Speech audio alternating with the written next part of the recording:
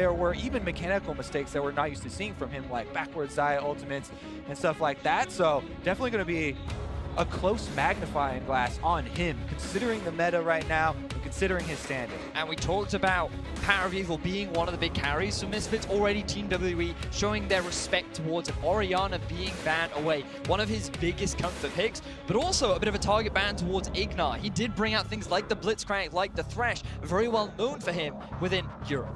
I do like that ban away from WWE. Have clearly done their homework. Misfits take away Kalista, who continues to stay in her exclusive club of 100% presence. And Rakan actually banned away from Ben. So a couple of supports being targeted here. And Gnar will actually be the final ban there for WWE. And the most surprising one to me is that Blitzcrank. Because you mentioned, yeah, it's his target ban. Ignar had a lot of success on it. You have to have a lot of respect for that in the current state of the game with Ardent Sensor to ban out a Blitzcrank. And they just want to remove some surprise options. Even if they feel maybe that it's a low percentage chance to turn the game, they're getting that one out of there. But think about what's left available right now. Sejuani, Jarvan, Tristana, Lulu, Janna, so many strong Free for all, everybody grab them. Yeah, that whole 100% pick ban is now very heavily going to be affected when there are so many power picks available. And I'm expecting Misfits to go for the Sejuani Tristana right now. Big comfort picks, especially for Hansala, and I think that is very important for him, especially a rookie on the international stage. And with the Cogmore ban and that Jarvan pick there for WWE, I am a little surprised to not see Xayah being pushed up higher, especially for Mystic. But maybe WWE think that the preference is on something like the Triss, so we'll see what Misfits lock in here and see what WWE get on the back end. There's the Triss, so if WWE read it right, they will get Xayah, which has been a big pick for them all tournament long. Yeah, Tristana, as you mentioned, Vedius, you know, we often see it picked into Jarvan. So many options, so many answers for that one, whether it is a top lane or a jungle Jarvan. Regardless, the beautiful pairing here, the double Yordles, everybody's known and come to love them.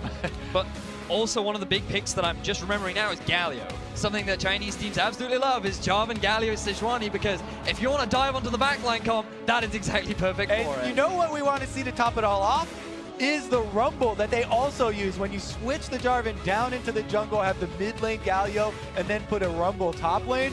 That's when we really get the full painting of all these combinations of ultimates, and you get those super heavy theory crafted multiple layers for those giant engagements. Who could forget that massive wombo combo from the play-ins? It was Team WE that obliterated Young Generations in an instant, and LPL teams definitely know how to play dive comp. Yeah, she big on the Galio. Again, loves to add to that plan of protecting Mystic, who will get the Xayah paired next to the Janna this time, so didn't want to give away kind of the other premier Ardent Sensor support, or defensive support, I should say, wanting to steal that Janna away before it could be banned. That does leave Galio on the vulnerable list, and Sejuani now to Misfits. So 6 very strong picks in this draft. And the thing here, to me, you know, the differentiation between Lulu and Janna, a big part of it is how easily Janna can apply Ardent Sensor to multiple people. And that actually is becoming a very big thing in the meta right now, especially as, you know, a jungler. I like to play other attack speed oriented champions. It's not just about Ardent Sensor on your AD carry. You know, Jarvan is going to apply some extra attack speed here with the flag. Janna can apply AoE Ardent Sensors. So if you get multiple champions based around attack speed, then you can really synergize even more people. There's one of them though. Sejuani is going to be picked up by Misfits. Maxwell are going to be happy to have that one. Cassio banned as well by Misfits, so a few eyes towards the mid lane there for Xie. WE, very careful consideration, banning away Syndra from Power Weaver, another signature pick for the man. Now we're looking at things like Corki and Lucian really rising in value. I feel like Talia, a champion that we've seen a fair amount, especially from the Korean representatives, but in Europe it's not really been a popular pick. Ever since the mana nerfs to her Q, she kind of fell off, and Corki really become the next big thing. Aurelion Sol for us as well, but against like teams like Team WE, already showing that respect. How can you forget the Lucian from GA versus Faker at MSI? Well, do ban away, but that leaves kind of those more utility picks for Xie, who does play, as we've mentioned, the Galio, but also Talia. Again, sticking with the theme, but a Galio ban from WE is actually going to take that option away. I think it makes a lot of sense because you saw the Lucian ban away from Misfits. You think this is one of the best answers to a Galio, so they're afraid of the early lock-in of the Galio for the side of Misfits. You know what I'm also thinking here is that since Misfits have the very last pick and could counter pick, you know, Kassadin, even though they're hovering Corki right now, they could hold on to the counter pick and maybe bring that one out with Lucian off the table. Not going to be the case here as Corki is eventually locked in, but that is going to give an opening. For Misfits, I think something that Hussein, their coach, who has a lot of control during the draft, he's thinking about making sure that Alfari and Hansama get comfort picks. Bear in mind, this is their first time playing on an international stage, and also they're playing at the World Championship against a very strong team in Team WE. So he knows that Power of Evil can just be safe on the Corki and mid. He has that experience, but they do not want to. They want to make sure that Alfari and Hansama are in a comfortable spot. Well, there's the Maokai for 957, going to add some front line to their team. And now we just have to see where Xie wants to go. Does he want to take something like Talia? Does he want to take the Kassadin, which is a historical pick for him as well? Again, assuming that mid lane is Corki, which is almost always going to be the case. Xie, does he go defensive? Does he go aggressive? Right now, hovering that LeBlanc, and they're going to lock it in. You can hear the crowd get excited. They're looking forward to seeing Xie step up in front of Wuhan's As audience. soon as I see a champion like this, too, that does bring with it some of the risks of not quite as good in the team fights later in the game, I'm thinking early game and jungle pass. There are a lot of options with LeBlanc for creative junglers. Condi does get the Jarvan, who has huge mobility, and multiple jungle paths. You can even start red, go for level 2s, trying to burn summoners and gain momentum that way. I would think instantly he would want to play around Xie, around this LeBlanc. Well, last pick is Cho'Gath there for Misfits, so trading those big two tanks back and forth. I think teams will slightly differ on priority. Some like Cho'Gath more than Maokai, some like Maokai, and of course, comps will depend as well. But other than that, very standard stuff here. I think the mid lanes really are only big wildcard, and maybe Condi having a bit more early game pressure on the Jarvan. They did first pick it, so we'll see exactly what kind of influence he can have. And when you look at these comps, they fit very much with the styles of both teams, because the thing about Team WE, as you mentioned, Kobe, Condi has the ability to get early leads, but it's not something that Team WE rely on. It's not something that they play the whole game around. It's just an option that Condi is good at utilizing to just set up his laners for success, to better then set them up for team fights, which is the true strength of this team. Whereas Misfits, they've often been considered kind of like a budget G2. They prefer the slow macro style of play, but I think that's going to be dangerous playing up against a team that is so renowned for their ability to team fight. Well, certainly will be troublesome, as Wuhan has come alive with WE taking to the stage for day 2 here of groups. Certainly a important game here for both. See exactly how it all lines up. I think both teams should be happy with the picks they've got. Lots of comfort. You mentioned it for Misfits, Vedius, but a lot of expected things here for WE as well. Now it's just a matter of seeing how their play looks right now, because they'll be tested here on the Rift. One thing a little bit out of the ordinary here for Misfits. They've got an Ignite in the bottom lane. Everybody's been trending towards a barrier on the AD carry and the heal on the support, just because it's so focused around farming early game and trying to build up to that late game. But there is a bit of extra damage there, so we may see some more offensive moves and maybe some bottom lane focus for Misfits with the Ignite. The one thing you can say about Ignar is he likes to get in your face. He's known for roaming around the map. He doesn't typically sit in the bottom lane. He likes to try and have impact elsewhere, especially with Maxwell if he can. But on the Lulu, he's saying, okay, if I'm going to be relegated to 2v2, I may as well have some fun. Get up in his face and throw some glitter in it. See, yes, he does also have the aggressive Keystone as well with Thunderlord, so Ignar certainly going to be playing pretty aggressive in the duo lane. Right now, though, WE moving 3 strong up the north side of the river. Might spot Alfari here as 957 going to prime a sapling. Just walks into the brush for now. Good ward from Alfari, but it's going to go down. 10 gold to Xie. 10 gold and a very little bit of experience also picked up. Not irrelevant, but probably shouldn't matter too much here as Misfits counter back with a ward of their own. Not quite as deep as they might have liked. And now some extra wards here from Ignar and Hans Summer. Only one hit there onto Mystic's ward, and again, teams have spread out, and nothing too surprising here for the early jungle starts. So Hans Summer and Ignar appearing in the tri-brush at the bottom lane gives a lot of information to both teams, because they should now know where the enemy junglers are starting, and that's going to give a bit of freedom for Hans Summer and Ignar to play a little bit more in the face of Team WE in this 2 versus 2. Also, just kind of gleaning a little information that we have in this game so far since it just started. It says Sejuani with a slightly abnormal start here, the Talisman. Usually we'll see Sejuani's nowadays start with the Hunter's Machete, and you go buff, into buff into Gromp to get your level 3, and then go for Scuttle Crab, utilizing this single target extra speed that she can get, and especially with her passive proc. However, with the Talisman, it allows them to change the route, go for the Raptors because you can get the AoE, very big burn and life leech off of them. And now he's going for a more secure clear here with the Sejuani, and will end up with multiple camps before heading into the jungle. See if Condi actually is able to get his double buffs and then get out a little bit earlier.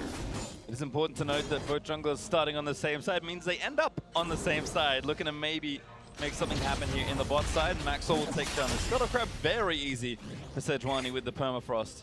And now going to move back onto blue buff again, kind of emphasizing what you just said, Kobe. Very safe start here for Maxwell. Exactly.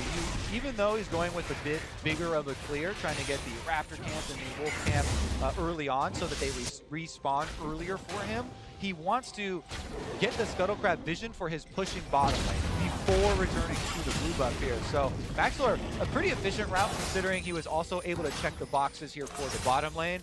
We talked about Ignar and the Ignite and the Thunderlords.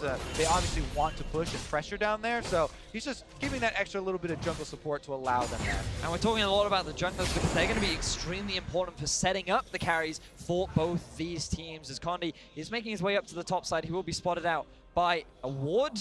And it looks like he's just going to back away. But yeah, backtracking to these junglers, they're going to play a key role in setting up some of the core carries of both these sides. And when you look at Misfits, you're thinking of a player like Power of Evil. And for Team WE, you're thinking of players like Mystic. Yeah, there are some stats for you on the screen of two of the big damage percentage contributors here for each team. Power of Evil, we talked about, he was also receiving a lot of jungle attention from Maxlore and really getting off to a good start, which allowed him to put in a lot of these numbers. And Mystic as well from the bottom side.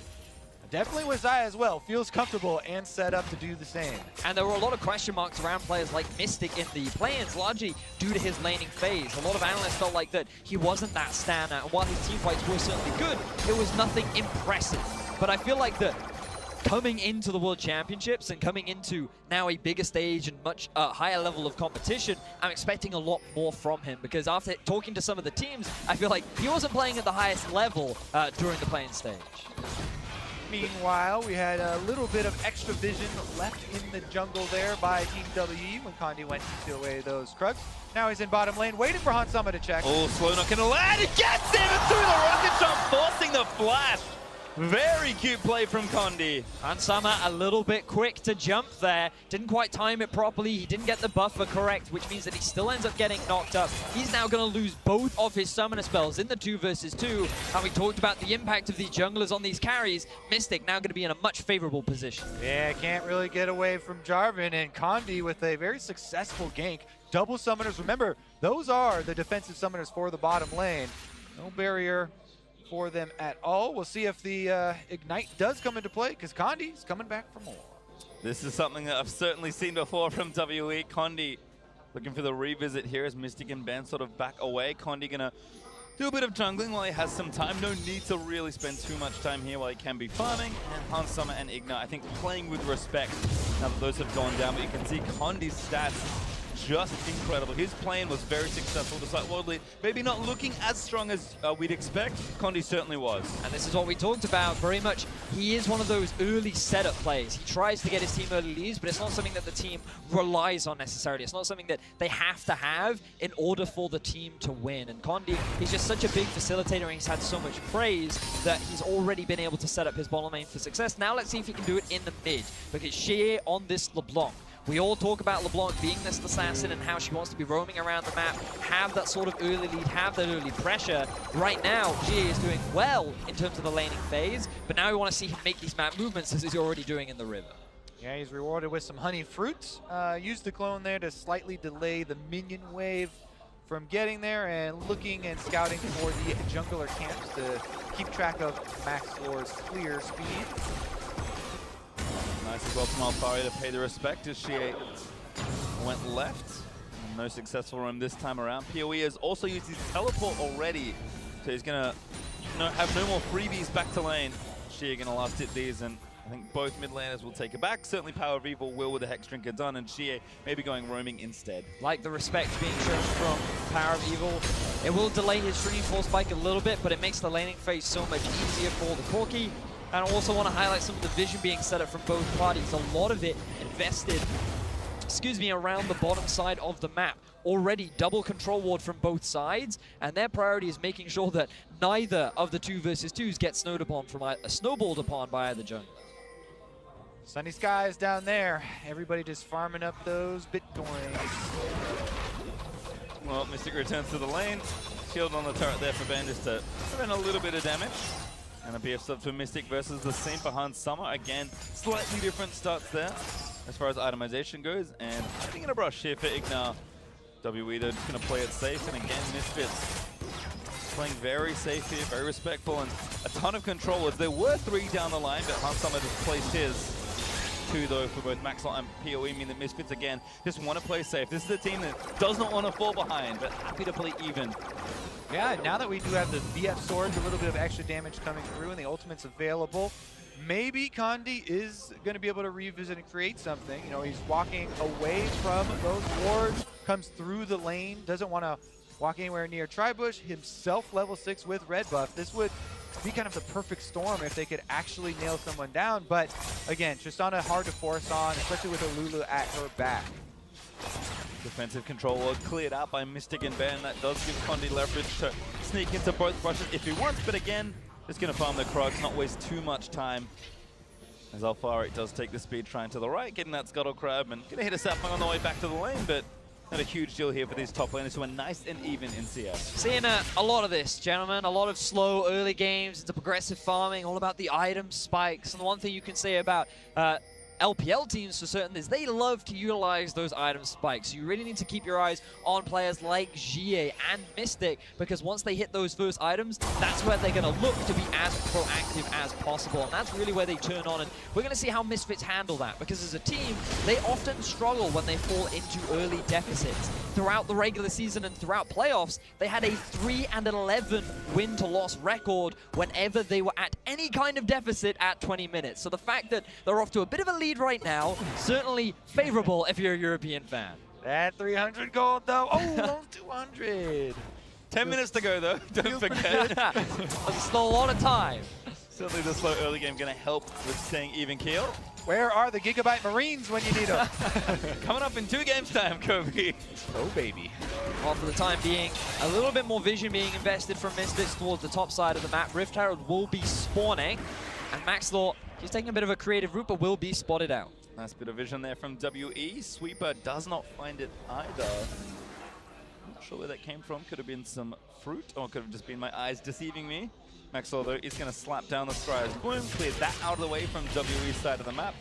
And the holding pattern will continue as Maxwell gets good vision here on the left side. Deep vision is definitely the first step. Remember, we do have 4 teleports available in this game, all of them off cooldown right now. So as much as we're talking about these wards kind of casually, they're just a setup, and any of those could explode into multiple people joining these fights. Down bottom side again, bottom lane for WE is pushing in. Condi heads down to the bottom side. You know, he's pinging already for some deep vision of his own. And they might even be able to set up for some extra control here. Scuttle Crab into a pretty seamless dragon take if they want it. You can see the pings coming out from Misfits. They're very aware of Condi being in the bottom half of the map, but also for the bottom lane of Misfits. This is a big concern because they went for the Lulu. They even have the Thunderlords. Note the fervor for battle on Hans Sama as well. Bit of a risky keystone to take, simply because during the laning phase, it really isn't that valuable. It makes the sustain so much harder, but look at mid. Great chunk by PoE. Oh, I think that climb blocked a missile. Xie lives to tell the tale this time. Block out some of that damage. Here comes Condi. He looked like he wanted to get some of those minions, but Power of Evil chases him off as well. Staking claim here to the mid lane. Very nice play. She is going to return with a bit more power though. Sheen and the Hex Drinker there for PoE, and now that Hextech Revolver being worked on has got the 2 little components, the Revolver and the Cutlass. Just needs to combine them into a Gunblade. Somehow that's what that makes into, but certainly a very good LeBlanc item here. Should have that one in short order. You just put the Hex Drinker on top of the sword. Ah! Bit of tape, all good to go. But again, we're always looking at this vision, we're always looking at the potential for possible TV flanks, and you're also looking at some of the objectives that are on the board. Unfortunately, it is another Cloud Drake, not the highest of priority for either side, but also, again, like, it's a little concerning that Misfits bottom lane is struggling so much after that early ganks we saw from Condi and Maxlor. He hasn't really tried to mimic any kind of pressure. His focus has just been farming up and trying to get those items as fast as he can. Yeah, I mean, I believe he's still, to this point, dealt 0 damage to champions, as he hasn't really interacted with anyone on the Sejuani. But we do have the Ardent Sensors coming through now, boys. Riveting. As those have been completed, we get the extra attack speed coming down for more damage. So there's possibilities here of actually pressuring turrets, and that might be where it does explode. Alfari again pushes up his lane, looks for the Scuttle Crab, and he's going to be able to grab this one too. No feast, unfortunately for him, but an easy take. And Abyssal Mask there for Alfari. So righteous glory first in the last game, but certainly needs a bit more defense versus LeBlanc, and of course his lane opponent in Maokai. Chie, though, has been kind of pushing the wave and threatening a potential pick. We saw Pee-wee do a nice job in a 1v1 earlier, but Chie, with the jump, is going to be potent, especially once he completes his first item. Pee-wee will also be delayed on that Trinity Force, but does need the influence of the Hex Drinker. So a lot is brewing here as we move past 13 minutes, but the leisurely pace of the game does continue for now. Giving up that leisurely in bottom lane. Mystic playing very far up. Knows that Ben with the Ardent Sensor can just give him so much extra stats. Love that target focus from Mystic there. Note how Hansama was too preoccupied with the minion wave and also had the shield on him. So Mystic said, no, I'm just going to hit the support then. You're a very squishy Lulu, I can chunk you out. And that's going to force him back, which then allows them to start being aggressive onto Hansama. Just a very small trade, went in the favor of Mystic, and they're just going to continue to push down onto this tower as a bit more defensive vision now coming out from Misfits in the bottom lane. But the game's still dead even.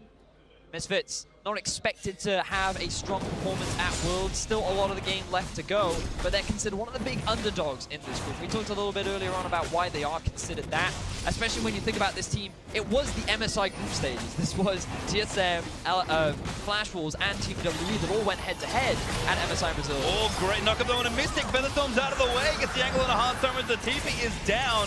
Hansama's going to be forced out. More TPs in the bot side as Misfits burn and cancel too. So there also were both TPs from WE used. They were just on top of each other. So now we have removed all of the extra players from this bottom lane game. Condi wants to turn the tides here as, again, Jarvan's going to sneak in. Ben throws down the control ward so he can move up, but it doesn't look like the Misfits are going to overextend anytime soon.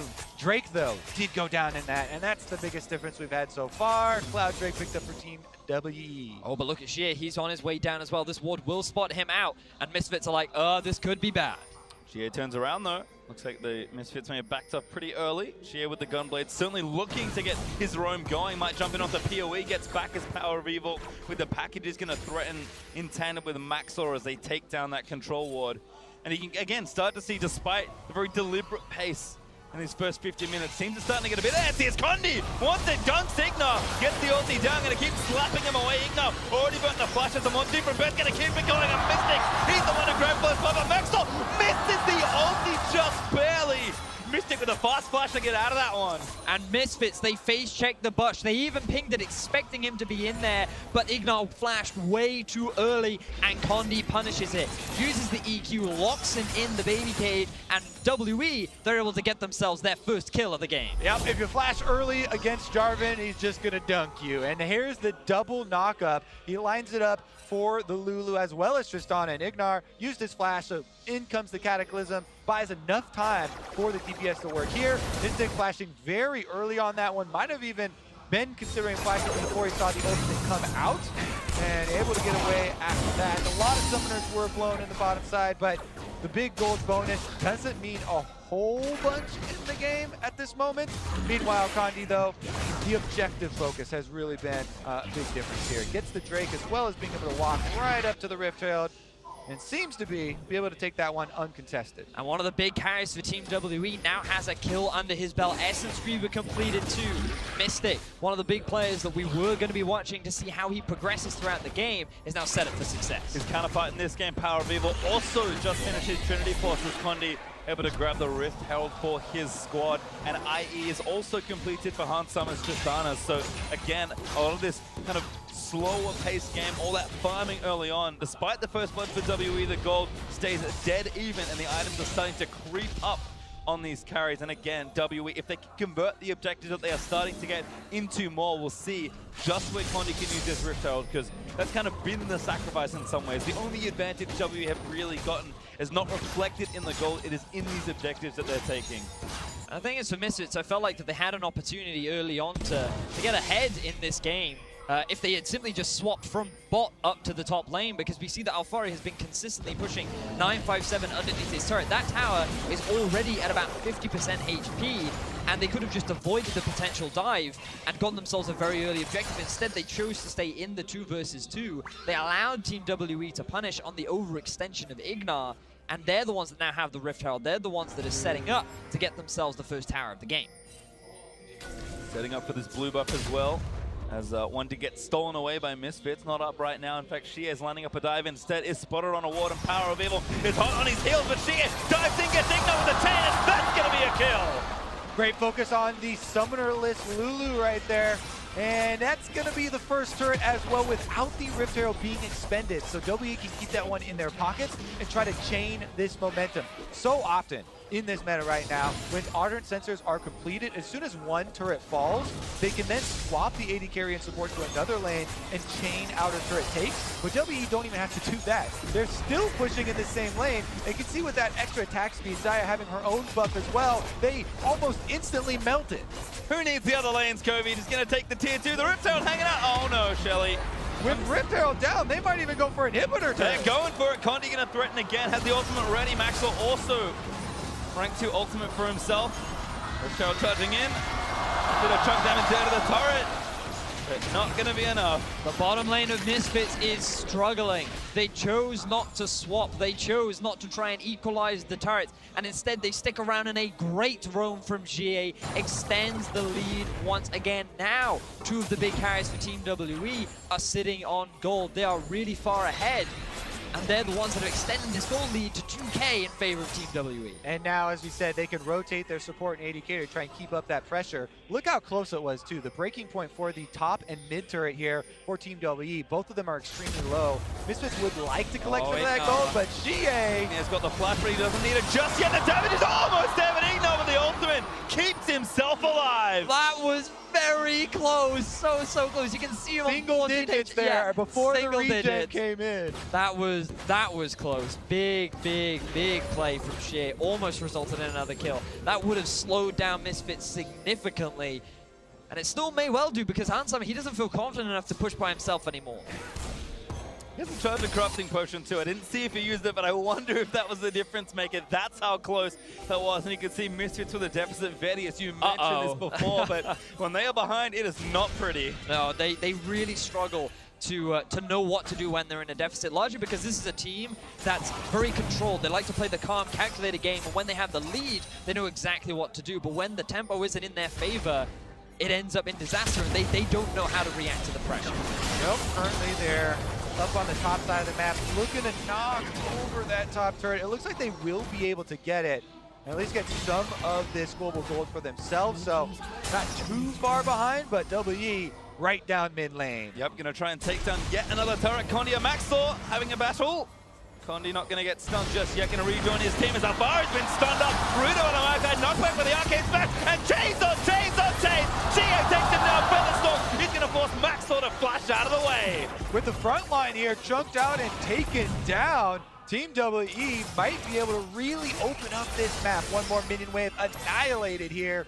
And there goes that mid turret. Great punish from Team WE, finding themselves a pick that actually resulted in a kill. Another one going over to Shie right now, and they add a turret on top of that. Team WE displaying their dominance over the rookie squad of Misfits. Yeah, Misfits got to be a little bit worried now with this deficit really increasing. And something you guys just brought up was kind of what do they do at that stage of the game when they start to lose control? Here's another look at how it happened though. Alfari literally just trying to walk up and get behind the turret. But again, we saw so many of those invades from GA, where he was placing these wards. I believe that's even his control ward that he went in with one of his LeBlanc roams to the bottom side, and that was really in an area of control there for WE.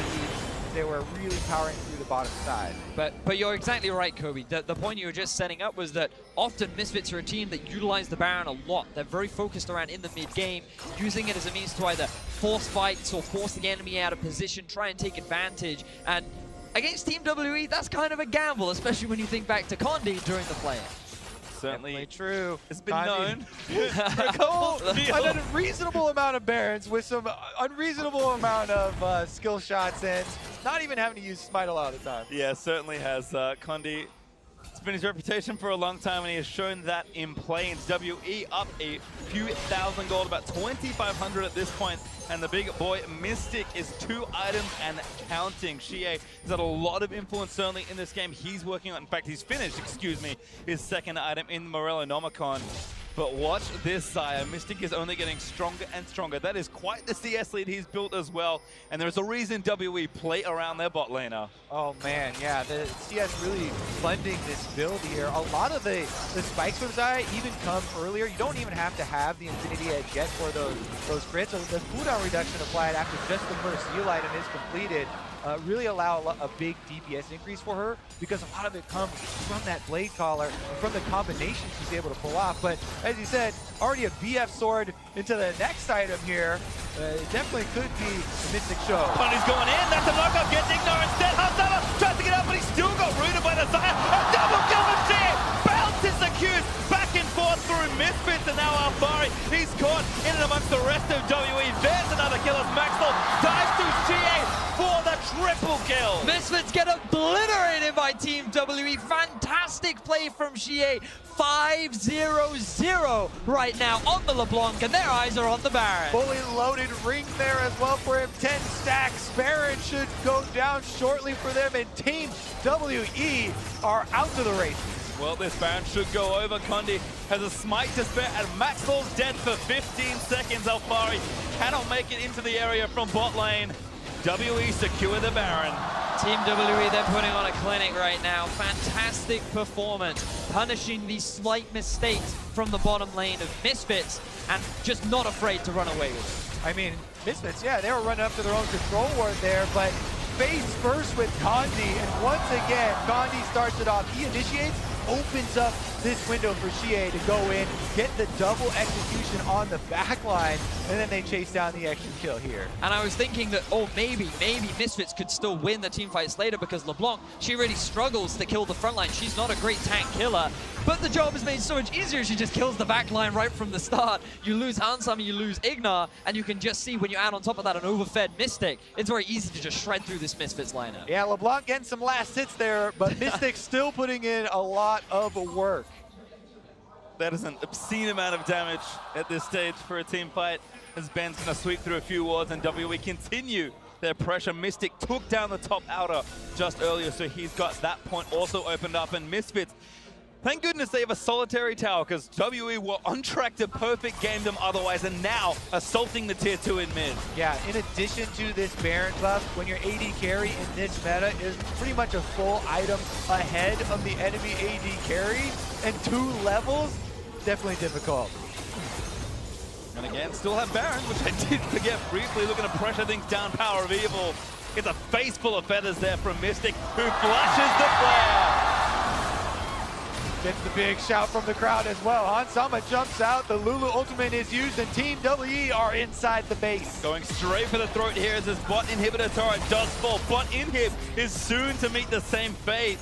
And Misfits are starting to struggle as we approach the 30-minute mark. PoE's got the package, he wants to make a play, but there is no play to be made, it feels like. Ooh, they're engaging. All right, never mind. Condi, oh, he's going to go back in. He traps Maxwell in and amongst the Cataclysm and gets himself out of the way. A rupture is very nice to knock some to the front of it. Snipes the backside for his 6th kill. Alfari gets flashed on and taken down by Mystic. The crowd is going wild as Team WE continue their assault through the Misfits lineup, and already at 26.5 minutes into the game, they're looking to end it. They're going to go for it. They've got Baron up for a minute 30. They've got a couple of crits. One torrent falls a tornado, delays Power of Evil. Ultimate from 957. He's going to bring it home, and WE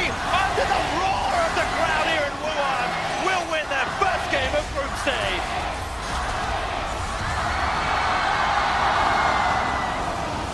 Just listen to that crowd. Team WE absolutely shred Misfits there.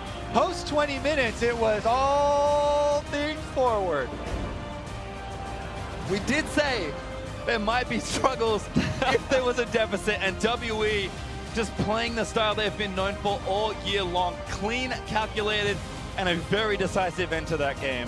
Mystic, very good carry performance there from him. DPS output was definitely there. Xie, though, the one finding a lot of these picks, creating a lot of the burst damage and taking out key members of these team fights. And I feel like that when you look at Misfits, one of the big reasons as to why so many analysts put them so low down in this group was that they didn't have that raw star power. They didn't have the individual talent to match up against some of the talent within their group. And I feel like today we saw that mismatch. Mystic and Ben, along with the support from Condi, really putting so much pressure down onto Hansama and Ignar, and the team never really did anything to try and support them or get them out of that situation. And the level of competition here at Worlds is certainly tough. Misfits may have learned a little bit of that today here. I mean, they expected a tough game versus WE, but certainly back to the drawing board, want to be a bit more proactive. A strong showing in the early game, but it just felt like they were kind of waiting and hoping WE made a mistake. And this is not a team that makes very many. That's the thing with this meta. You don't really get to see the big differences in the team in the early game. Exactly. So many teams are just content to farm it out, try and build up through the early game there. And then as soon as we hit 20 minutes, that's when we start to see the meaningful moves come through. And you can just see Team WE. They have so much experience as a team. They know exactly how to play together. And that was a fantastic way to start off their group stages. Certainly was. And with that, Team WE off to a good start in the group stage. So let's leave it to the analyst desk to break down that game. Thank you very much, Pastry Time. We have a stadium full of ecstatic fans here as W completes a near-perfect game, only dropping a single turret throughout the duration of that game and taking down Misfits. Yeah, let's be clear, they just smacked Misfits around. It took 15 minutes to slow League of Legends where the junglers were not really being interactive. I feel like Maxlaw continued to be not interactive as Condi started to step up, and he found those opportunities to get in there. Yeah, and this is the type of performance that the fans wanted to see yesterday from EDG against AHQ when they're favored in that group.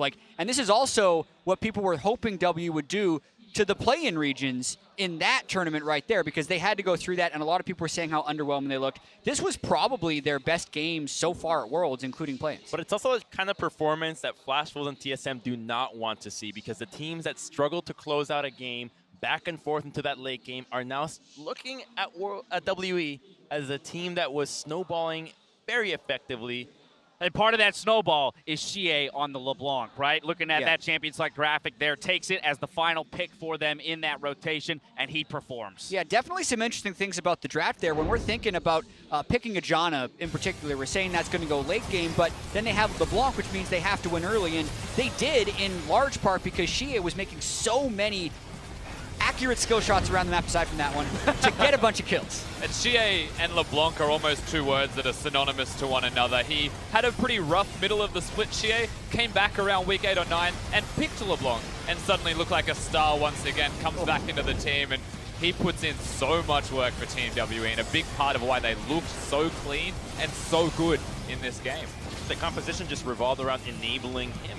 The Janna typically is coupled with more control. Cassiopeia, the Syndras, the Orianas, but seeing the LeBlanc, we're wondering what's going to happen around the map. How is he going to pair with Jarvan? Jarvan just relegated to looking for Cloud Dragons and Heralds, but leaving LeBlanc to do everything that she wanted. Looks at a gold graph that, out of nowhere, ends the game. Terrifying gold graph to see it spike like that around that 25-minute mark. But I want to return now to the conversation around the roster set up here by Team WE, right? We had Ben. We didn't really have an opportunity to talk about this leading into the match, but choosing to play Ben here in that support position.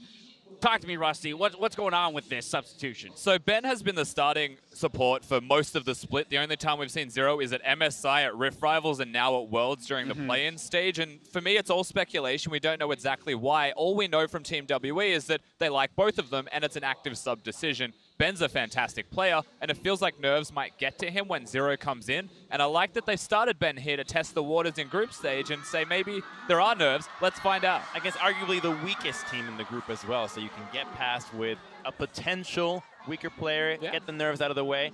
have him get some more confidence when you're up against Flash Wolves and TSM. And I thought they played well in that laning phase. I do have to criticize the Misfits laning phase a little bit for going with an Ignite Thunderlords Lulu and then not actually pressuring the lane pretty much whatsoever. They had that one total whiff of a gank from Maxlor when he threw all of his spells in a straight line to hit nothing. Right. And then beyond that, he was just farming camps. So they never played around that bot lane, which you'd think they would want to play around based on the summoner and mastery choices. Yeah, which is a very curious decision. We saw a lot of good vision control from the Misfits early. They should have known everywhere that Team WE were. And then that one lapse in judgment, that one good move by Condi, and things start to get upset. And it felt like Misfits, when they were just a little bit upset, lost all control and just went into turtle shell. Well, and again, you know, you've got to wonder how much of that can be attributed to the fact that this is a very new organization to the international stage, right? And there might be a little bit of hesitation around going, you know, all out and throwing the game, you know, playing not to lose as opposed to playing to win. It's not just a new organization, though. They're going with a completely new style. They went with all about scaling. You've got Corki, Tristana. Where's the early game Misfits that we wanted to see? That didn't show up here. They were going with, how about we just wait for Corki and Tristana to have Ardent Sensors and win a team fight? Nothing else was being very proactive for them. Right, something to be said. A lot of the EU casters, when they were talking about it, were saying that Misfits, this is the team that was constantly underestimated in the EU LCS, and that might be how they take games off the people here. Well, hey, if you're just going to sit back and farm and let the other team dictate Games the like game, that is why you are underestimated sometimes. All right, well, there you have it. For more on Team WE's win, let's go ahead and hand it over to Shox for a word with their jungler. All right, thank you very much. I'm here with Condi after that first crushing victory from Team WE after also running through the play-ins. Now, it seemed like Misfits were quite a comfortable opponent for you guys. What do you think of the other two teams in your group that you're going to face, Flash Wolves and TSM? 所以首先恭喜你们获得了胜利。然后呢，想问一下，你们刚刚跟 Misfits 打的话呢，打的还是蛮轻松的。那你觉得接下来里边小组里面 TSM 跟闪电狼的话，你怎么评价这两支队伍呢？ 我觉得接下来闪电狼跟 TSM 这两支战队的压力会给我们非常大吧。今天看他们的比赛都打得非常的棒，就比赛也打了那么久，双方确实打得非常不错。 So the upcoming games with TSM and against Flash Wolves is going to bring us a lot of pressure because I was watching their games just now and it was amazing games from very good teams and they were playing for a very long time too. So yeah, it's going to be a hard game. It was an intense matchup indeed. You guys being here at Worlds for Team WE, it is the first time in 5 years attending the World Championship, and on top of that, you guys are playing in front of your home crowd in China. Can you walk me through the fan support as well as the pressure and the motivation that comes with that? 所以距离上一次 WE 打到世界赛的话呢是5年前了，然后呢今年你们来到了全球总决赛，然后同时呢又是在我们的今年是我们的主场，然后有后面很多粉丝的支持，那你觉得就是能不能带我们就是大概过一下说你现在心里的感觉呢？这么久以来经历了很多吧，也成长了很多，也有时候就会有那种失落，但最终还是挺过来了。 这也非常感谢一直以来陪伴着我们的粉丝吧。So throughout this whole journey, we have really grown a lot. We have learned a lot, and there have been a lot of disappointments on the road. But finally, we're here now, and I think this is all thanks to all the fans that has been supporting us all this time. Fantastic. Well, thank you very much, Condi, and we'll be looking forward to the next matches of Team WE. But right now, we're going to a break, and we'll be right back with Fnatic versus Immortals. Which one is better?